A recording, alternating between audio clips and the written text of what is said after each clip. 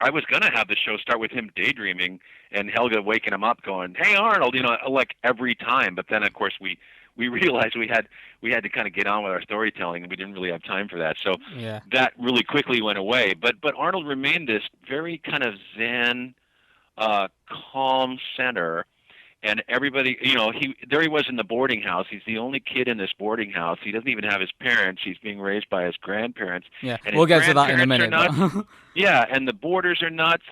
And Helga, who secretly loves him, is really just like a acting out kind of crazy bully, and Harold is the bully, and so on. And so the idea was that he would be the calm center and everything else would be crazy around him. And that was just a style I wanted to do. And it took a little convincing. I had to kind of, Nickelodeon was worried at first that he wouldn't be interesting enough.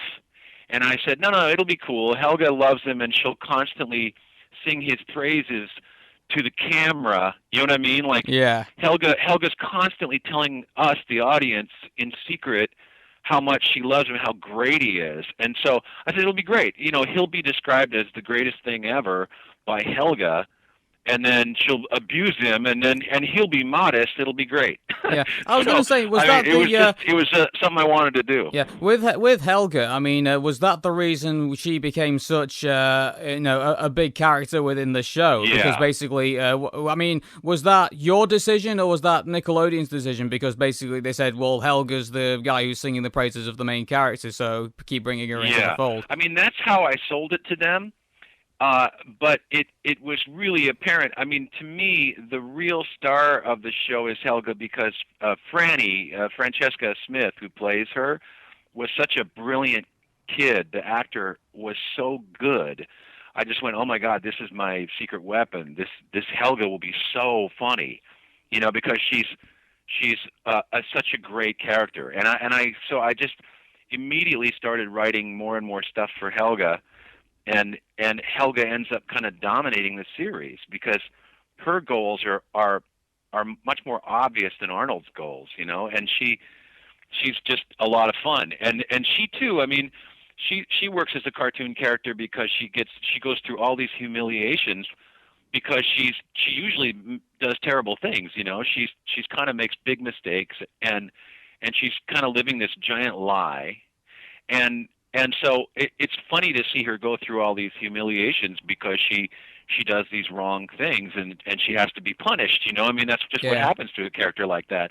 And so I just think it was really fun to watch her go through those. One of the earliest Helga stories was the hat, Arnold's hat, and she steals his hat, and then she goes through just a tremendous amount of hilarious humiliations, and in the end, she gets it back to him. And so, order is restored, but you get to laugh along with her when she does that. I don't know, she tries to snag it with a fishing pole, and then the fishing pole hooks onto a truck, and the Yeah. truck drags her across the roof of the building, and she smashes into like a chicken shed, and Oh yeah. it's just ridiculous, Yeah. And that episode was one of the first ones, and that was the very first Arnold Shrine episode, and it starts with her collecting a piece of his used gum and taking it to her closet and kind of completing this bust of his head that's all made out of his gum. Yeah. And it's so weird. I mean, there's little jars of his fingernail clippings, and just Oh, it's good so grief. weird.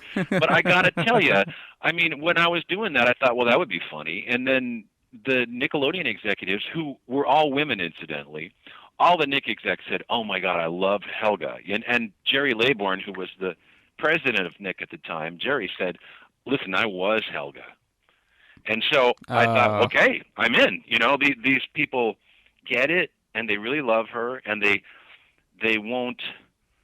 They're not going to hold me back. no. The crazier I want to get with Helga, the better. Yeah, So I wanted I to ask really, I about. I wanted to ask about actually Helga and with the character. I mean, she started off as basically this bully that basically was in love with Arnold, but then later on, the audience started to feel sorry for her because basically she's in this situation of like with her family and that. I mean, yeah. I mean, were you surprised at how in depth the Helga character actually got? Through the seasons. Yeah, yeah. No, it was fun because uh, Franny and I were having so much fun with it. The feedback loop of an actor who the actors bring a lot. I felt like in the 5 solid years that we were doing those shows, it was more like 6 or 7 years that we were doing those shows together. Uh, we'd see them every Thursday, and we'd record a couple more 11-minute episodes, and they would come in, and we didn't have time to, the schedule and budget were such that we only got that one shot, but it was still like a kind of an intense workshop where the actors would come in and we'd talk about what was happening, and then we would record it. And when something was funny, when an actor did something that made us laugh, we would write more stuff for that actor. And so developing Helga with Franny was really fun, and the writers and Franny really enjoyed that experience. And you asked about Helga's family. I thought if she's going to be such a creep to Arnold and such a kind of a mean character, I wanted her to have a really dysfunctional family so that you have some sympathy for the kid. You realize, well, she's being parented so badly, and her big sister's getting all the glory, and so Helga's this passed over kid who has a little bit of her mom and a little bit of her dad in her, and more of her dad because he's a big blowhard, Oh, And yeah. so, and in fact, she even says that her dad and Helga even use some of the same expressions, and so you realize she's learned how to be from her dad, and so that was intended to make you sympathize with Helga Yeah. and She be doesn't on even her call them side. mom and dad. She calls them Bob and Miriam. Yeah, Yeah. right. Yeah, exactly. Yeah, she's very funny with them. I love that. The way she treats her parents, I think, is really funny. Yeah. Basically, I think with the Miriam Pataki character, was there a hint that basically she was, A under secret the drunk. table, if you will? Yes. Yeah, Miriam's a secret drunk, and she's meant to be like just a thwarted ambition. Like she could have been a bunch of great things, but somehow being married to Bob, she had to just sort of sweep that all under the rug. And so she's sort of secret. She's a secret drunk, just trying to kind of turn it all off. Yeah. And so Helga's kind of disgusted with her, but once in a while there were a few episodes where Helga realized Miriam's hidden talents Yeah. and Because they learned it was more introduced, about it each. was kind of implied, I think, early on, wasn't it, with the Arnold Hat episode? Because one of my friends pointed out to me when Miriam asked, "Oh, could you pass over the Tabasco sauce?" And he was telling me, Tabasco sauce is one of the ingredients you use to try and get rid of your breath of alcohol. It's like, Yeah, that's right.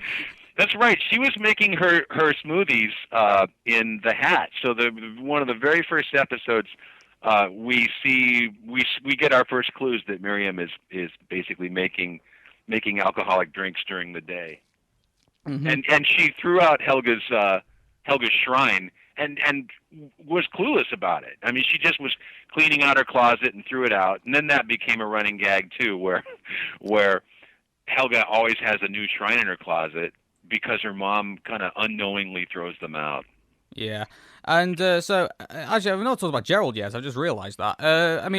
How did Gerald come about? Some people, some people that I talked to about the show who have never watched Hey Arnold before, they said they kind of point at him and say, "Oh, he's the token black kid. He's the guy they just brought in just to make up the numbers." It's like, was Gerald brought in to be more meaningful than that? Yeah, I mean, yes, it's true that we were trying to do a sort of a racially and culturally diverse cast, such as it was. But I just wanted Arnold's best friend to be the coolest best friend ever.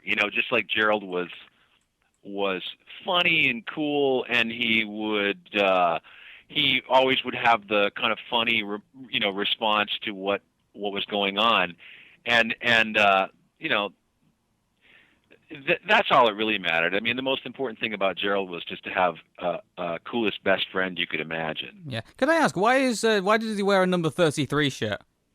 Good question. I mean, those were things that I just randomly did when I first designed the characters, and then there it was forever. Yeah, because some people suggest it was a reference to a basketball player, Scottie Pippen. Was Scotty number 33? He was I number was not 33 for aware the of that. Chicago Bulls, yeah. Some people say he made reference to that. And it's quite funny actually because someone was telling me, well, in the episode where he sells the Wacko watches and basically loses all his money by basically having all this useless stock and or spending too much money, and then Scottie Pippen basically after he went into basketball blew all his money on various other failed projects as well. So basically there was a lot of a bit of a connection between there, and I thought we just burst out laughing Not about that that. I was aware of, but that's what's fun about doing the thing that's really really great about doing TV is TV gets an enormous audience, and you have this pulpit where you reach millions of people, and they're going to come to conclusions like that independently, and sometimes that kind of interest that the fans, that the audience has, actually it's a feedback loop where it does influence the show. And so I find it funny when people they're seeing connections that I didn't intend, but that they're so intensely into it that they just believe that that's part of it, and then and that I in the end, if I learn that, then that influences the show some more. So it's fun. Yeah, I'd like to move on to the third season of the show. I'm sorry if I made a bit of a big jump there, but I refer to this season as the Jupiter season because basically it's just so huge. Because I'm just Hmm. looking at the list now and all these episodes as well. Yeah. I'm trying to think what. Tell me about what there was one episode, Gerald's tonsils. I mean, Yeah. was was that episode done on purpose to disguise that Jamil Smith's voice, who plays Gerald, basically changed Yeah, mid-season? that's exactly right. I was just talking about that because the kid who plays Buddy on Dinosaur Train is 13, and his voice is changing right now, and we're going through that right now. And I was it took me back to all the times because we went through several Arnolds, because Arnold really had to sound young. He had to sound Yeah. kind of innocent and like a child. And when each of the boys who played Arnold, when their voices changed, it was like, oh God, it's just no good. But Jamil was so funny. He was such a unique sound. There was something about the way Jamil, just the way he turned a phrase that I didn't want to give it up. And also Justin, who played Harold, uh, I cast him for the pilot, and then when he came back, even for the first season, his voice had changed. And I thought, you know, Justin worked out. Justin turned to his teenage voice sounded really funny to me, and I thought, no, this is great. But didn't you get away with that because Harold was supposed to be 13 the minute he was in fourth Yeah, grade? yeah, he's older, and he's a more of that kind of aggressive sound. But Jamil I just wanted to keep, and so I thought, okay, I'll do Gerald's tonsils as uh as a comment on that process that I go through. It's a really inside episode that's really about the process of dealing with these kids who are growing up and all Yeah. around me, and I have to roll with it. And so there's a lot of stuff in there. In fact, at the end of the episode, it's completely on the nose. Gerald says, my voice may have changed, but I'm still Gerald.